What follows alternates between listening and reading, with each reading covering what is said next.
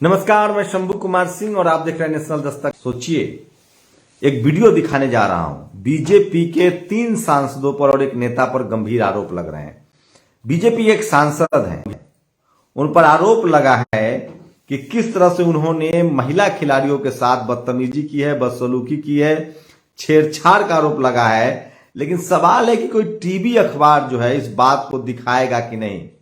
आप कल्पना कर सकते हैं, बेटी बचाओ का नारा देने वाले पार्टी पर सोचिए टीवी अखबार आज क्या दिखा रहा है। ये है वो सांसद बृजभूषण सिंह। इस पर एक बड़ी महिला खिलाड़ी ने गंभीर आरोप लगाए हैं और इस तरह से ये वीडियो पहले सुन लीजिए। स्वाति मालीवाल भी मिलने पहुंची हैं। आप आज वहाँ पे बैठे हो, तो कुछ तो ऐसा हुआ होगा ना जो बिल्कुल ही बर्दाश्त से बाहर है, और आपकी आंखों में आंसू देखेंगे और देश के लिए तो बहुत बड़ी शर्म की बात है। इससे बड़ी शर्म की बात क्या हो सकती है कि जिन लड़कियों ने ओलंपिक्स में हमारा इतना नाम रोशन करा है, आज उनको रोना पड़ गया। It's a matter of great Shem.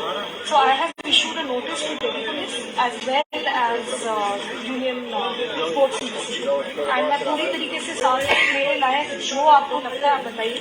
आपके साथ बैठना है, साथ बैठने के लिए तैयार हूँ, और जहां तक लड़ाई लड़ सकता है मैं लड़ूंगी। तो ये खबर दिखाई मैंने, विनेश फोगाट हैं, इन्होंने आरोप लगाया है कि किस तरह से बीजेपी के जो सांसद हैं बृजभूषण सिंह, वो जो कुश्ती फेडरेशन के अध्यक्ष हैं, उन पर गंभीर आरोप लगा है, छेड़छाड़ बदसलूकी का आरोप लगा है। सवाल है कि क्या बीजेपी कार्रवाई करेगी, और उससे भी बड़ा सवाल है कि क्या आपको लगता है कि क्या प्रधानमंत्री चुप्पी तोड़ेंगे और क्या टीवी मीडिया पर बहस होगी। आप कल्पना कीजिए कि यह आरोप किसी दूसरी पार्टी के सांसद पर लगा होता तो अब तक उनकी खाल खींच ली गई होती। सोचिए अगर आरजेडी के किसी सांसद पर लगता, नीतीश जी के किसी सांसद पर लगता, कांग्रेस वालों पर लग जाए, ममता पर लग जाए, आप कल्पना कर सकते हैं ये लोग कुछ भी कर जाते। अखिलेश का ये भाषण वायरल हो रहा है। जब हम इतनी बड़ी संख्या में लोगों के सामने इकट्ठे हुए हैं, जहां मुझे लोग ही लोग दिखाई दे रहे हैं, उनके सामने मैं कह सकता हूं कि अगर तेलंगाना में सफाया हो रहा है बीजेपी का, तो उत्तर प्रदेश भी पीछे नहीं रहेगा। तो सोचिए, मैं एक बीजेपी के सांसद है सूर्या, बेंगलोर से, उन्होंने इंडिगो जहाज का इमरजेंसी गेट खोल दिया, लोगों की जान खतरे में डाली, 3 घंटा फ्लाइट लेट हुआ। और आपको पता है शुरुआत में उनके 1 महीने तक नाम छुपाने की कोशिश हुई, अब जाकर जांच के आदेश दिए गए हैं। एक बीजेपी के नेता है शाहनवाज हुसैन, पूर्व केंद्रीय मंत्री हैं, बिहार के पूर्व मंत्री हैं। सुप्रीम कोर्ट को दखल देना पड़ा कि इनके खिलाफ रेप का केस दर्ज हो और केस चले। तो बीजेपी नेताओं पर कोई बात नहीं करता है, बीजेपी के इन तमाम नेताओं पर टीवी अखबार बात नहीं करता। मैं फिर कह रहा हूं, आज जो देश की दुर्दशा है, चाहे आर्थिक रूप से, सामाजिक रूप से, राजनीतिक रूप से, उसके लिए मीडिया जिम्मेदार है। आपको पता है जंतर मंतर पर 60 लोग आज बैठे हुए थे जिनकी नौकरी चली गई। उसी जगह 100 पत्रकार, टेलीविजन वाले फोगाट को कवर करने आए थे। पुनिया बैठे हुए थे, फोगाट बैठी हुई थी। अगर उनको पता होता टीवी वालों को कि ये बीजेपी के सांसद के खिलाफ आए कार्यक्रम है, तो वो नहीं आते। लेकिन इन खिलाड़ियों ने गजब की होशियारी दिखाई। सारे के सारे खिलाड़ी जो हैं वो चुप रहे, कोई बैनर नहीं, कोई पोस्टर नहीं, बैठे रहे। कहा कि हम 4 बजे प्रेस कॉन्फ्रेंस करेंगे।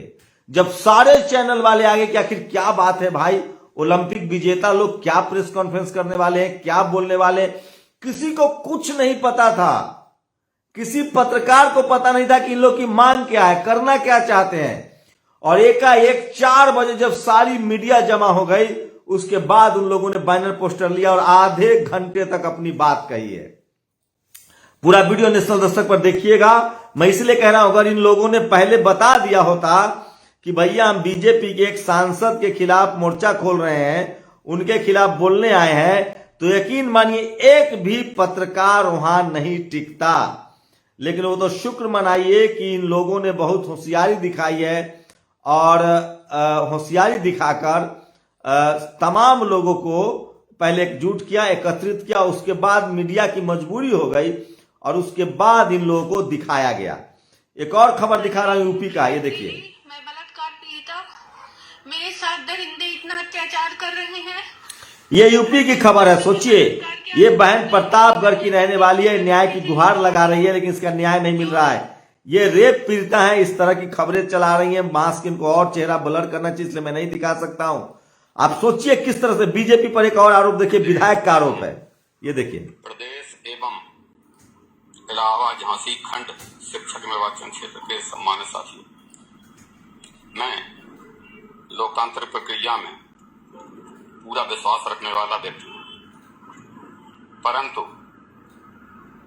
इस क्षेत्र से तीसरी बार चुनाव के दौरान प्रशासन के द्वारा जिस तरीके से मुझे परेशान किया जा रहा है, इसी की कभी कल्पना नहीं की थी। सोचिए, इलाहाबाद झांसी खंड निर्वाचन क्षेत्र से प्रत्याशी अशोक राठौर हैं, जिनको परेशान किया जा रहा है। और सोचिए, एक और बाबा का वीडियो दिखा रहा है, देखिए। नागपुर महाराष्ट्र में कथा हुई तो पहले ही हमने कह दिया था, देखो भाई 7 दिन की कथा हो पाएगी, 9 दिन का टाइम नहीं है, लेकिन बच्चे नहीं माने, 9 दिन का नोट करवा दिया।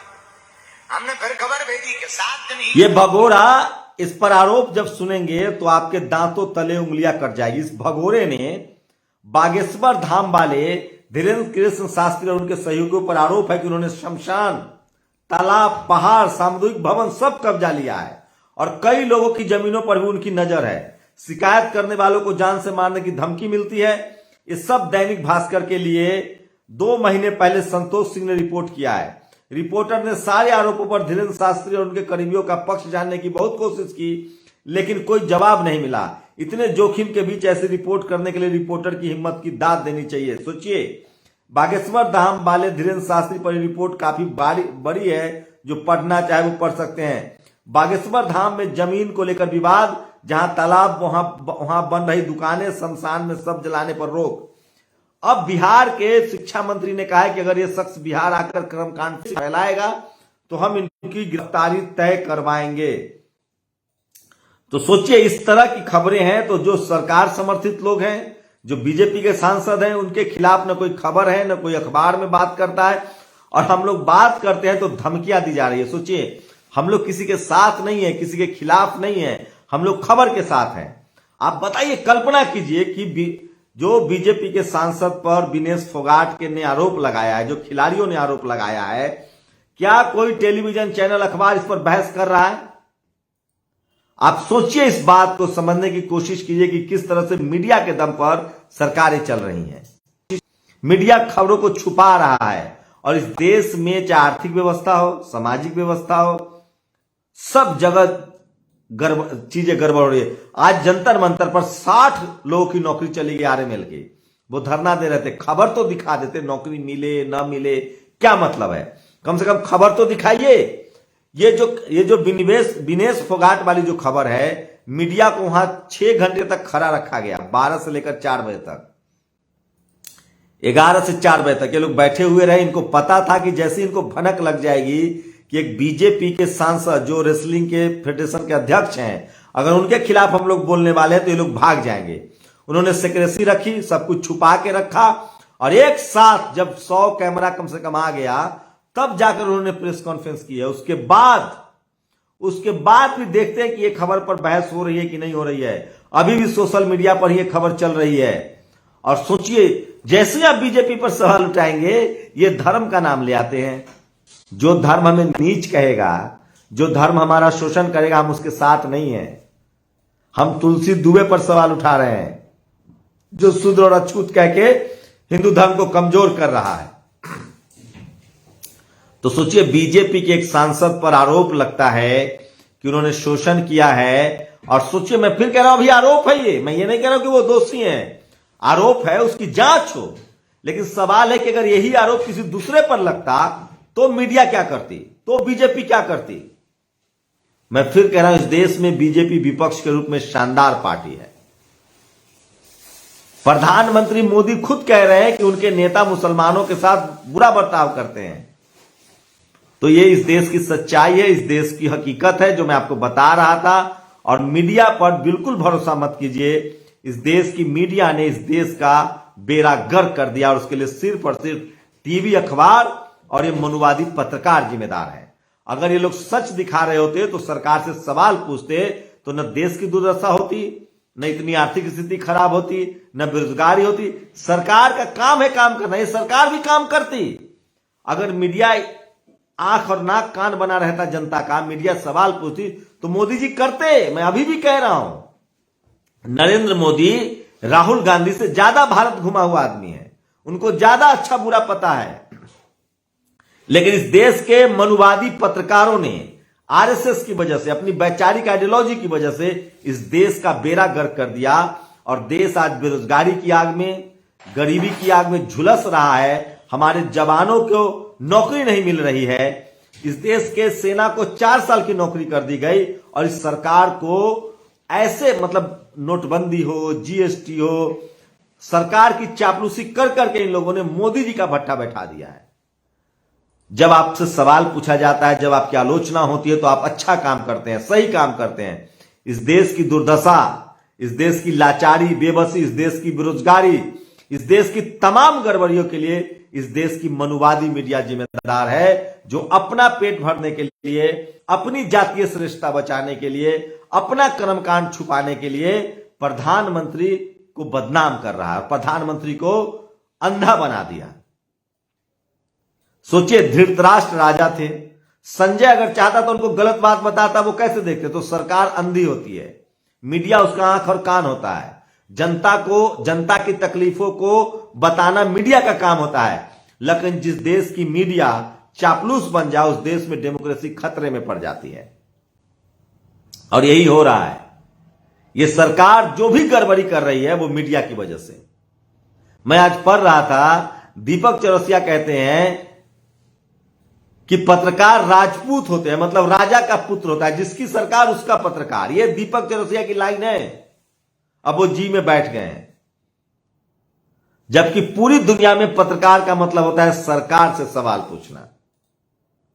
एक अखिलेश यादव का वीडियो दिखाना चाहता हूं, जो उन्होंने आज बोला है, और सोशल मीडिया पर काफी वायरल हो रहा है।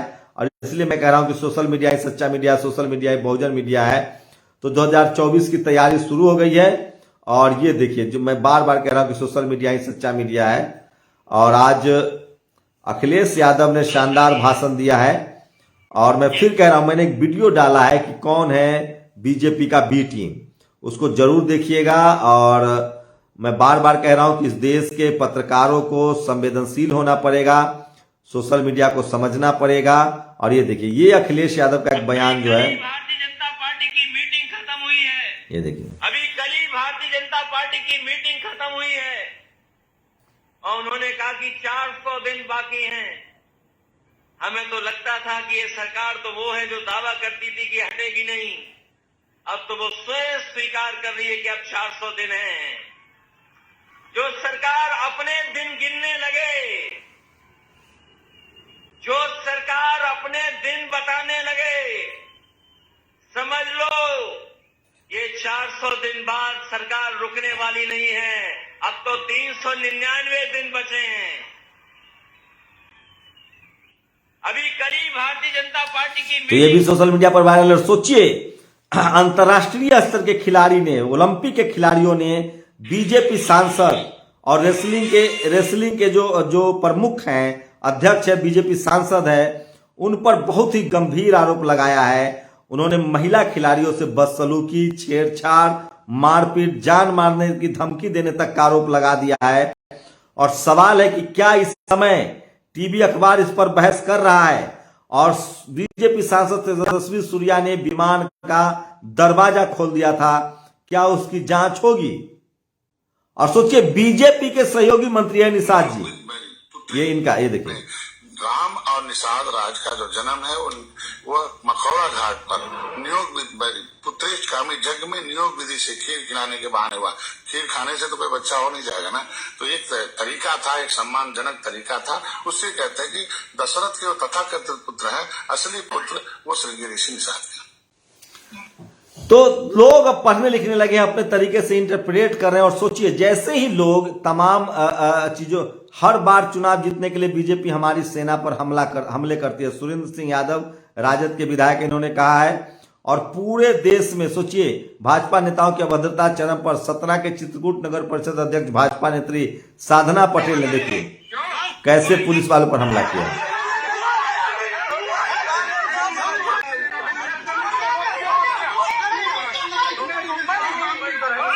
तो बीजेपी नेता सत्ता के अहंकार में, और एक दुखद खबर आ रही है, विवेक अग्निहोत्री की पत्नी पल्लवी जोशी, कश्मीर फाइल्स के डायरेक्टर हैं विवेक अग्निहोत्री, उनकी पत्नी जो पल्लवी जोशी हैं, उनका सड़क दुर्घटना में वो शायद इंजर्ड हैं। हम लोग चाहते हैं कि वो जल्दी ठीक हो जाएं। तो ये खबर है, और सबसे बड़ी खबर है कि खिलाड़ियों ने आरोप लगाया कि बीजेपी